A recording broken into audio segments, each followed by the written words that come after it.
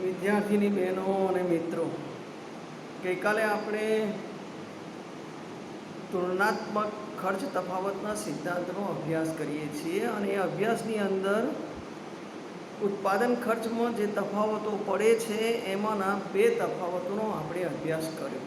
એક હતો સમાન ખર્ચ તફાવત અને બીજું હતું નિરપેક્ષ ખર્ચ તફાવત. નિરપેક્ષ ખર્ચ તફાવત તમને બરાબર સમજાયો ન હોય તો ફરી સહેજ રિપીટ કરું છું, એટલા માટે કે આ વસ્તુ બહુ અગત્યની છે અને ન સમજાય તો કેટલાક પ્રશ્નો ઊભા થાય.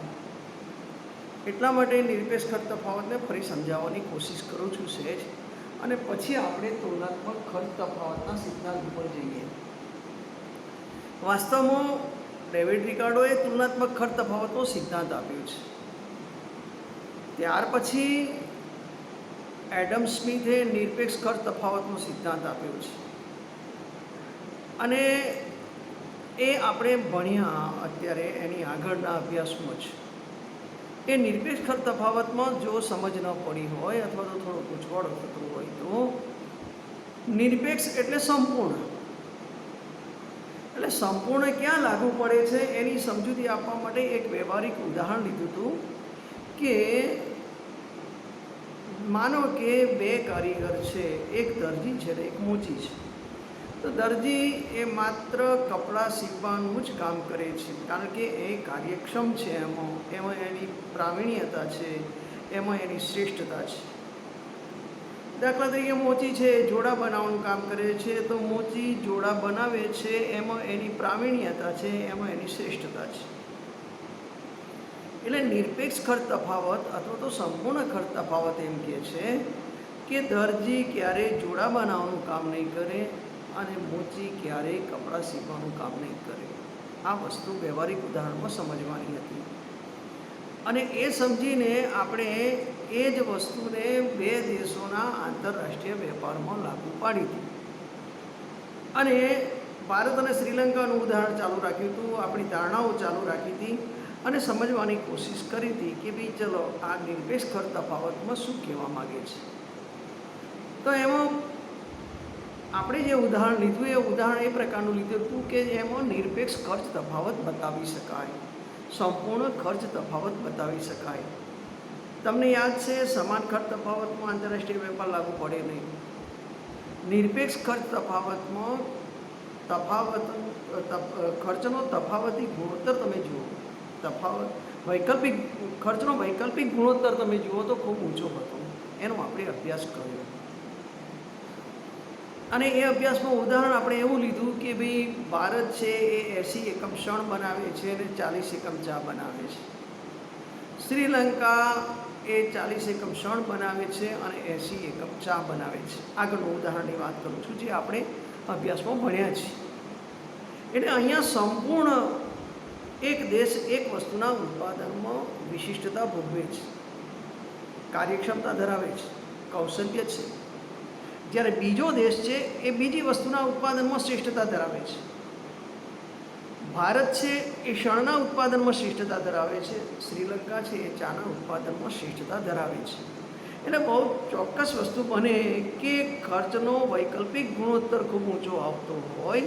બે દેશોમાં બે ચીજ વસ્તુઓના ઉત્પાદનનો ગુણોત્તર તમે જુઓ, ઉત્પાદન ખર્ચનો ગુણોત્તર તમે જુઓ તો ખૂબ ઊંચો આવતો હોય. એને આપણે કાઢવા માટેનો પ્રયત્ન પણ કર્યો હતો, વૈકલ્પિક ખર્ચનો ગુણોત્તર કાઢવા માટે પ્રયત્ન કર્યો હતો કે ભારત એ આંતરરાષ્ટ્રીય વેપારથી ન જોડાય તો 1 એકમ શણના બદલામાં 1/2 એકમ ચા મળે છે.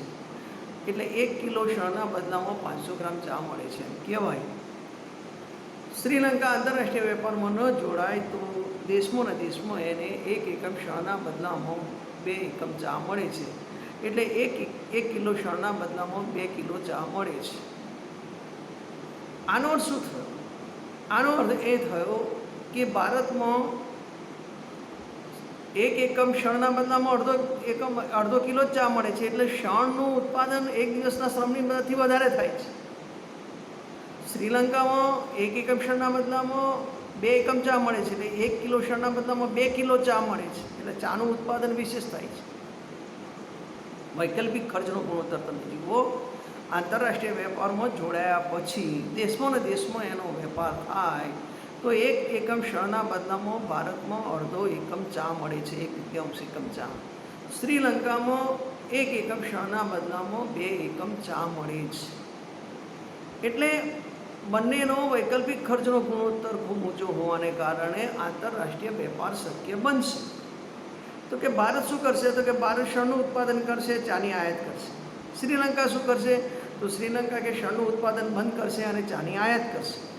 આવી બહુ સ્પષ્ટ બાબત બનશે, કારણ કે વેપારનો મૂળભૂત હેતુ નફો કમાવાનો છે, લાભ કમાવાનો છે. લાભ પ્રાપ્ત કરવા માટે એ એવું વિચારે કે આપણી પાસે જે ચીજવસ્તુના ઉત્પાદનમાં કાર્યક્ષમતા છે, શ્રેષ્ઠતા છે, એનું ઉત્પાદન કરીએ અને જેમાં શ્રેષ્ઠતા નથી એનું ઉત્પાદન બંધ કરીએ.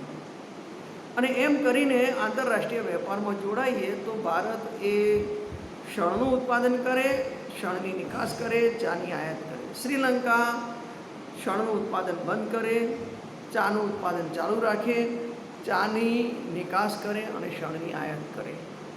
સવાલનો સવાલ ક્યાં આવીને ઊભો થતો હતો કે ભારતમાં 1 એકમ શણના બદલામાં 1/2 એકમ ચા મળે છે. શ્રીલંકામાં 1 એકમ શણના બદલામાં 2 એકમ ચા મળે છે. માને કે બંને દેશો આંતરરાષ્ટ્રીય વેપારથી જોડાય છે. વેપારમાં જોડાવાનું કારણ નફો પ્રાપ્ત થવો જોઈએ. જો નફો પ્રાપ્ત ન થાય તો વેપારમાં જોડાવાનો કોઈ અર્થ નથી. વેપાર એને જ કહેવાય કે જેમાં લાભ થતો હોય, નફો થતો હોય. જે વેપારમાં ખોટ જતી હોય એને વેપાર કહેવામાં આવતું નથી. વેપાર એટલે જેમાં નફો થતો હોય, લાભ થતો હોય. વેપારમાં ખોટ જાય તો વેપાર બંધ કરવો પડે. અને જ્યારે 2 દેશો આંતરરાષ્ટ્રીય વેપારથી જોડાય છે અને 2 દેશો આંતરરાષ્ટ્રીય વેપારથી જોડાય છે અને આયાત અને નિકાસ કરે છે, ત્યારે જો એને લાભ ન મળે તો એ વેપારમાં જોડાય નહીં. વેપારમાં જોડાવાનો મૂળભૂત હેતુ નફો છે. અચ્છા, આનો અર્થ એ થયો કે ભારતમાં 1 એકમ શણના બદલામાં અડધો એકમ ચા તો મળે જ છે. એનો અર્થ એ થયો કે ભારત જો શ્રીલંકા સાથે આંતરરાષ્ટ્રીય વેપારથી જોડાય તો એને અડધા એકમ કરતાં વધુ ચા મળવી જોઈએ. જો અડધા એકમ કરતાં વધુ ચા ન મળે તો આંતરરાષ્ટ્રીય વેપારમાં ન જોડાય. શા માટે ન જોડાય? કારણ કે અડધો એકમ ચા તો દેશમાં મળે જ છે. તો આંતરરાષ્ટ્રીય વેપારમાં જોડાવાનો અર્થ શું?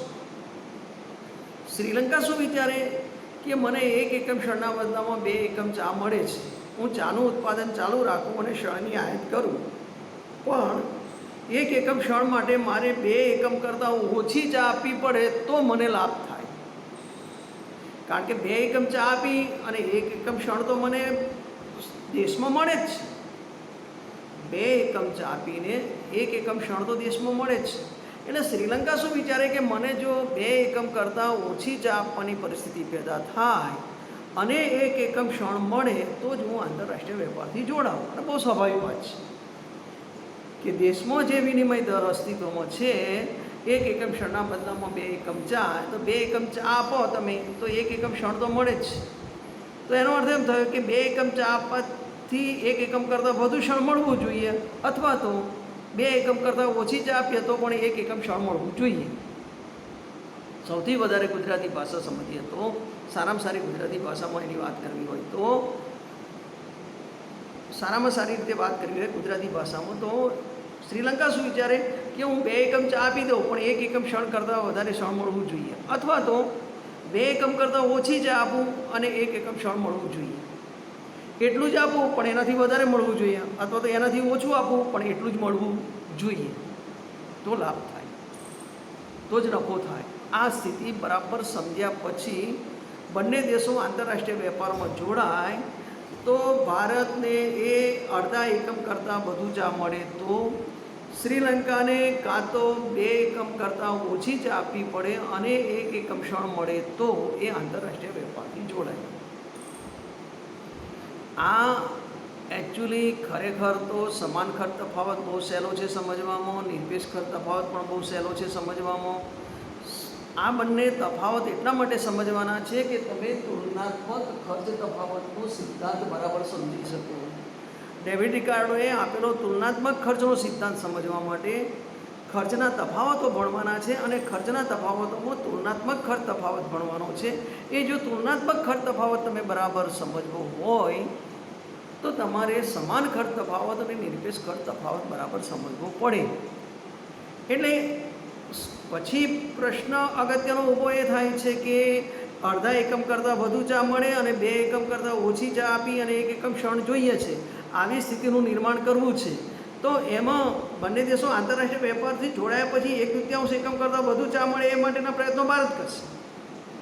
શ્રીલંકા જેમ બને એમ ઓછી ચા આપીને 1 એકમ ક્ષણ મળે એવો પ્રયત્ન કરશે, કારણ કે બંનેને લાભ લેવો છે.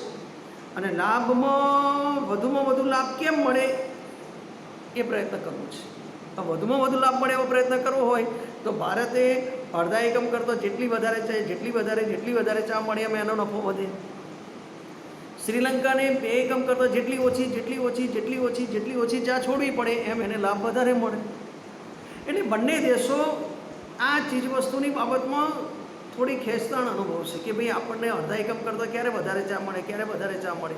શ્રીલંકા કે મારે 2 એકમ કરતાં કેટલી ઓછી ચા પીવી પડે, જેટલી ઓછી ચા પીવી પડે એટલો એનો લાભ વધારે, જેને આપણે સાપેક્ષ લાભ કહીએ છીએ, જેને આપણે અર્થશાસ્ત્રની ભાષામાં સાપેક્ષ લાભ કહીએ છીએ.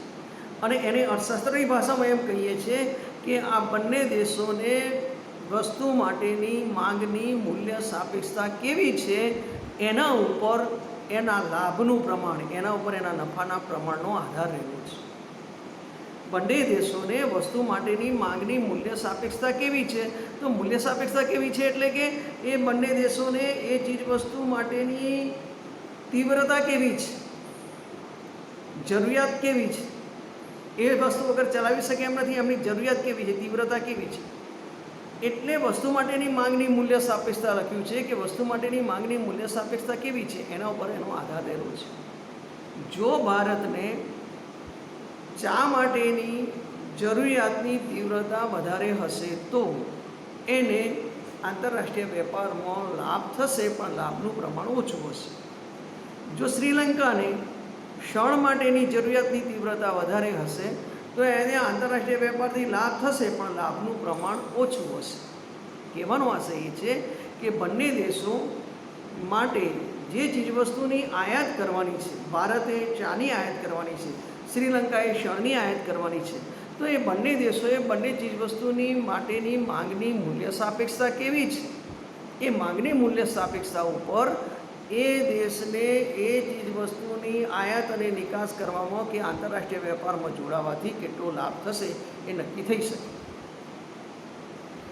અને આ નક્કી થવામાં ક્યારેક માનો કે આ જો વધારે ને વધારે ભારતની નજીક વિનિમય દર નક્કી થાય તો એને લાભ થાય, અને શ્રીલંકાની નજીકનો વિનિમય દર નક્કી થાય તો શ્રીલંકાને લાભ થાય. એટલે આ લાભનું પ્રમાણ કોની વચ્ચે કેટલું વહેંચાશે એનો આધાર બંને દેશોને વસ્તુ માટેની માંગની મૂલ્ય સાપેક્ષતા કેટલી છે એના ઉપર એનો આધાર રહેલો છે. આ સમાન ખર્ચ તફાવત અને તુલનાત્મક ખર્ચ તફાવત સમજ્યા પછી, આ સમાન ખર્ચ તફાવત અને નિરપેક્ષ ખર્ચ તફાવત સમજ્યા પછી આપણે તુલનાત્મક ખર્ચ તફાવતમાં અભ્યાસ કરવાનો છે. તુલનાત્મક ખર્ચ તફાવતની રજૂઆત ડેવિડ રિકાર્ડોએ કરી છે. ખર્ચનો તફાવત કહેવામાં આવે છે એ બહુ મહત્ત્વનું છે. ખર્ચનો તફાવત તુલનાત્મક રીતે છે એ પણ બહુ મહત્ત્વનું છે. જ્યારે સંપૂર્ણ ખર્ચ તફાવત છે એ એક વસ્તુ છે, નિરપેક્ષ ખર્ચ તફાવત છે એ બીજી વસ્તુ છે. પણ જ્યારે તમે એમ કહો છો કે ખર્ચમાં તુલનાત્મક તફાવત છે ત્યારે એ બહુ અગત્યનું બને છે. જ્યારે કોઈ એક દેશ બંને વસ્તુના ઉત્પાદનમાં અન્ય દેશ કરતાં ઓછા ખર્ચે કરી શકતો હોય ત્યારે એને તુલનાત્મક ખર્ચ તફાવત કહેવાય. જ્યારે કોઈ એક દેશ બંને વસ્તુઓના ઉત્પાદનમાં અન્ય દેશ કરતાં ઓછા ખર્ચે કરી શકતો હોય ત્યારે તેને તુલનાત્મક ખર્ચનો તફાવત કહેવામાં આવે છે. જ્યારે કોઈ એક દેશ બંને વસ્તુઓના ઉત્પાદન, જ્યારે કોઈ એક દેશ બંને વસ્તુઓના ઉત્પાદનમાં અન્ય દેશ કરતાં ઓછા ખર્ચે ઉત્પાદન કરી શકતો હોય, ઓછા ખર્ચે કરી શકતો હોય ઉત્પાદન, તો એને તુલનાત્મક ખર્ચનો તફાવત કહે છે. એટલે દેશ એક, ભારત કે શ્રીલંકા, પણ બંને વસ્તુઓના ઉત્પાદન ખર્ચમાં અન્ય દેશ કરતાં એ ઓછા ખર્ચે કરી શકતો હોય, બંને વસ્તુઓના બંને વસ્તુઓના ઉત્પાદન બંને વસ્તુઓનું લખ્યું છે અહીંયા, બંને વસ્તુઓની વાત કરી છે, બંને વસ્તુઓની ચર્ચા કરીએ છીએ આપણે કે બંને વસ્તુઓના ઉત્પાદનમાં અન્ય દેશ કરતાં ઓછા ખર્ચે કરી શકતો હોય તો એને તુલનાત્મક ખર્ચ તફાવત કહે છે. આ વાક્ય બરાબર નહીં સમજાય તો પછી ઉદાહરણ તમને નહીં સમજી શકો.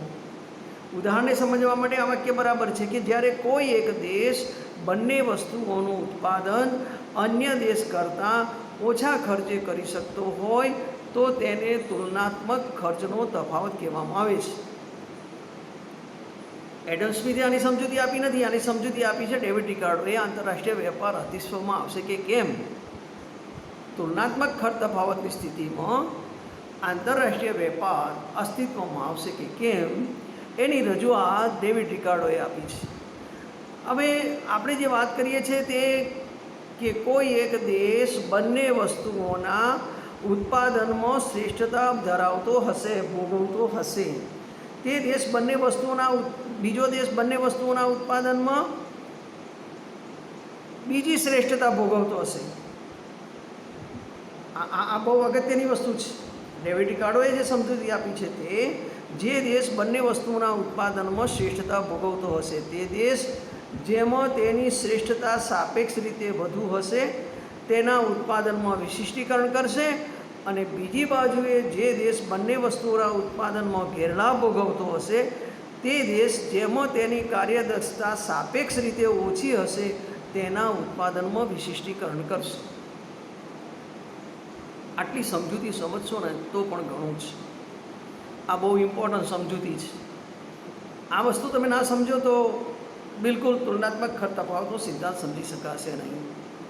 પહેલી વસ્તુ છે કે તુલનાત્મક ખર્ચનો તફાવત એટલે શું. જ્યારે કોઈ એક દેશ બંને વસ્તુઓનું ઉત્પાદન અન્ય દેશ કરતાં ઓછા ખર્ચે કરી શકતો હોય તો તેને તુલનાત્મક ખર્ચનો તફાવત કહેવામાં આવે છે. કોઈ એક દેશ બંને વસ્તુઓનું ઉત્પાદન અન્ય દેશ કરતાં ઓછા ખર્ચે કરી શકતો હોય તો તેને તુલનાત્મક ખર્ચનો તફાવત કહેવામાં આવે છે. ડેવિડ રિકાર્ડોએ તેની સમજૂતી આપી છે, અને એમના મતે જે દેશ બંને વસ્તુઓના ઉત્પાદનમાં શ્રેષ્ઠતા ભોગવતો હશે તે દેશ જેમાં તેની શ્રેષ્ઠતા સાપેક્ષ રીતે વધુ હશે તેના ઉત્પાદનમાં વિશિષ્ટીકરણ કરશે. આ બહુ અગત્યની વાત છે. જે દેશ બંને વસ્તુઓના ઉત્પાદનમાં શ્રેષ્ઠતા ભોગવે છે પણ તે દેશ જેમાં તેની શ્રેષ્ઠતા સાપેક્ષ રીતે વધુ હશે તેના ઉત્પાદનમાં વિશિષ્ટીકરણ કરશે, અને બીજી બાજુએ જે દેશ બંને વસ્તુઓના ઉત્પાદનમાં ગેરલાભ ભોગવતો હશે પણ સાપેક્ષ રીતે જેમાં ગેરલાભ ઓછો હશે તેના ઉત્પાદનનું વિશિષ્ટીકરણ કરશે. આ બહુ વસ્તુ સમજવાની છે, ઇમ્પોર્ટન્ટ વસ્તુ છે. તુલનાત્મક ખર્ચ તફાવતના ડેવિડ રિકાર્ડોના આ સિદ્ધાંતમાં ખૂબ અગત્યની વસ્તુ છે અને આ સમજવાની છે. ડેવિડ રિકાર્ડો શું કહે છે? કોઈ એક દેશ છે અને એક દેશ એ બંને વસ્તુઓના ઉત્પાદનમાં શ્રેષ્ઠતા ભોગવે છે. એક વસ્તુમાં નહીં, બંને વસ્તુઓમાં શ્રેષ્ઠતા ભોગવે છે, પણ જે ચીજવસ્તુના ઉત્પાદનમાં સાપેક્ષ રીતે શ્રેષ્ઠતા વધુ હશે તેના ઉત્પાદનમાં તે ચીજવસ્તુના ઉત્પાદનમાં વિશિષ્ટીકરણ કરશે. શ્રેષ્ઠતા તો છે, બંને વસ્તુઓના ઉત્પાદનમાં શ્રેષ્ઠતા છે, પણ સાપેક્ષ રીતે જે ચીજવસ્તુના ઉત્પાદનમાં વધુ શ્રેષ્ઠતા હશે તેનું ઉત્પાદન કરશે. બીજી બાજુએ બીજો દેશ છે, એ બીજા દેશની પરિસ્થિતિ માનો કેવી છે કે એ બંને વસ્તુના ઉત્પાદનમાં ગેરલાભ ધરાવે છે. બંને ચીજવસ્તુના ઉત્પાદનમાં ગેરલાભ ધરાવે છે, ઓછી કનિષ્ઠતા ધરાવે છે, ગેરલાભ ધરાવે છે. તો સાપેક્ષ રીતે જેમાં ગેરલાભ ઓછો હશે, સાપેક્ષ રીતે જેમાં ગેરલાભ ઓછો હશે તે વસ્તુનું ઉત્પાદન કરશે અને એ વસ્તુના ઉત્પાદનમાં વિશિષ્ટીકરણ કરશે. આટલી વાત બરાબર સમજ્યા પછી અહીંયા આપણે એને બીજી રીતે સમજવાનો પ્રયત્ન કરીએ છીએ, અને બીજી રીતે સમજવાનો પ્રયત્ન કરીએ એમાં આ વસ્તુ બહુ મહત્ત્વની છે. એ છે આપણે વ્યવહારિક ઉદાહરણ દ્વારા સમજવાનો પ્રયત્ન કરીએ છીએ. આંતરરાષ્ટ્રીય વેપારની આ સમજૂતીમાં તમને થોડી અઘરી લાગે કે ન સમજાય તો ફરી એને પૂછી શકો છો, પણ આપણે એક વસ્તુ આના ડૉક્ટરના ઉદાહરણ દ્વારા પણ સમજી શકીએ. અને એ વ્યવહારિક ઉદાહરણ છે, બહુ સરસ ઉદાહરણ છે, અને એ તુલનાત્મક ખર્ચ તફાવતના સિદ્ધાંતમાં બહુ સરસ લાગુ પડે છે. હું માનું ત્યાં સુધી આજે આપણો સમય પૂરો થવા આવ્યો છે. આટલી વસ્તુ બરાબર સમજવાની કોશિશ કરજો. હજુ પછી હું પછીના પ્રવચનમાં આ તુલનાત્મક ખર્ચના સિદ્ધાંતની જ ઉદાહરણ દ્વારા અને આકૃતિ દ્વારા સમજાવવાની કોશિશ કરીશ. હવે પછી આપણું પ્રવચન જ્યારે પણ આવશે ત્યારે હું આ જ તુલનાત્મક ખર્ચનો તફાવત બરાબર સમજવાની આપણી જરૂર છે, ઇમ્પોર્ટન્ટ છે. ક્યારેક પરીક્ષામાં પણ પૂછાય છે કે ડેવિડ રિકાર્ડોનો તુલનાત્મક ખર્ચનો તફાવતનો સિદ્ધાંત સમજાવો. એ વખતે સમાન ખર્ચ તફાવતનો બાબત જે છે એ એક ઉદાહરણ મૂકીને, આંકડા મૂકીને બહુ સરળતાથી 2 લીટીમાં સમજાવીને સમાન ખર્ચ તફાવત પૂરો કરવાનો. નિરપેક્ષ ખર્ચ તફાવતની અંદર પણ હું એવું માનું છું કે એમાં એનો સાર થોડુંક મૂકીને તરત જ નિરપેક્ષ ખર્ચ તફાવતની વાત પૂરી કરી અને તુલનાત્મક ખર્ચ તફાવતના સિદ્ધાંત ઉપર વધારે ધ્યાન આપવાનું, એના ઉપર વધારે ભાર આપવાનો. કારણ કે તમને ડેવિડ રિકાર્ડોનો તુલનાત્મક ખર્ચ તફાવતનો સિદ્ધાંત પૂછ્યો છે. એ તુલનાત્મક ખર્ચ તફાવતના સિદ્ધાંતને સમજાવવા માટે તમારે સમાન ખર્ચ તફાવત કે નિરપેક્ષ ખર્ચ તફાવત સમજાવવો પડે, પણ એને બહુ ટૂંકાણમાં સમજાવીને, બહુ જ ઝડપથી પતાવીને તરત જ આના ઉપર ભાર આપવાનો, જે તુલનાત્મક ખર્ચનો તફાવત છે તે. કારણ કે તમને પૂછે છે એવું કે ડેવિડ રિકાર્ડોનો તુલનાત્મક ખર્ચ તફાવતનો સિદ્ધાંત સમજાવો. એટલે એ સિદ્ધાંતને સમજાવવા માટે સપોર્ટેડ તરીકે અથવા તો પૂરક તરીકે તમે આ 2 વસ્તુ સમજાવી શકો, સમાન ખર્ચ તફાવત અને નિરપેક્ષ ખર્ચ તફાવત. પણ એને બહુ ડિટેલ્સમાં નહીં, એનો મૂળ સાર ખાલી મૂકી દેવાનો, ઉદાહરણ આપવાનું, ઉદાહરણ આપીને એનો સાર મૂકી દેવાનો, અને સાર મૂકી અને તરત જ તમારે તુલનાત્મક ખર્ચ તફાવત ઉપર આપી દેવાનું. સમાન ખર્ચ તફાવત બહુ ડિટેલ્સ પ્રમાણે, નિરપેક્ષ ખર્ચ તફાવત બહુ ડિટેલ્સ પ્રમાણે લખવાની જરૂર નથી. આ તો સમજવા માટે થઈને આપણે આ બહુ ડિટેલ્સથી એને લીધું છે. અત્યારે તમે તુલનાત્મક ખર્ચ તફાવતમાં આટલી સમજવાની કોશિશ કરજો. તુલનાત્મક ખર્ચ તફાવત એટલે શું? જ્યારે કોઈ એક દેશ બંને વસ્તુઓના ઉત્પાદનમાં અન્ય દેશ કરતાં ઓછા ખર્ચે ઉત્પાદન કરી શકતો હોય તો તેને તુલનાત્મક ખર્ચ તફાવત કહે છે. એની રજૂઆત પ્રોફેસર ડેવિડ રિકાર્ડોએ આપી છે, એડમ સ્મિથે આપી નથી. નિરપેક્ષ ખર્ચ તફાવતની રજૂઆત એડમ સ્મિથે આપી હતી. તુલનાત્મક ખર્ચ તફાવતનો સિદ્ધાંત જે છે એની રજૂઆત ડેવિડ રિકાર્ડોએ આપી છે. અને એમના મતે જે કહેવાની વાત હતી એ આ વાત છે કે જે દેશ બંને વસ્તુઓના ઉત્પાદનમાં શ્રેષ્ઠતા ભોગવતો હશે તે દેશ તેની શ્રેષ્ઠતા સાપેક્ષ રીતે જે વસ્તુના ઉત્પાદનમાં વધુ હશે તે જ વસ્તુનું ઉત્પાદનમાં વિશિષ્ટીકરણ કરશે. અને જે દેશને બંને વસ્તુના ઉત્પાદનમાં ગેરલાભ હશે એને જે વસ્તુના ઉત્પાદનમાં ઓછો ગેરલાભ હશે, સાપેક્ષ રીતે ઓછો ગેરલાભ હશે, એના ઉત્પાદનમાં વિશિષ્ટીકરણ કરશે. આટલી વાત આપણે સમજ્યા છીએ. હવેના પ્રવચનમાં આ તુલનાત્મક ખર્ચનો તફાવત જ આપણે સમજશું, એને વિસ્તારથી સમજવા માટેની કોશિશ કરીશું. હાલ પૂરતું અહીંયા પૂરું કરીએ છીએ. આભાર.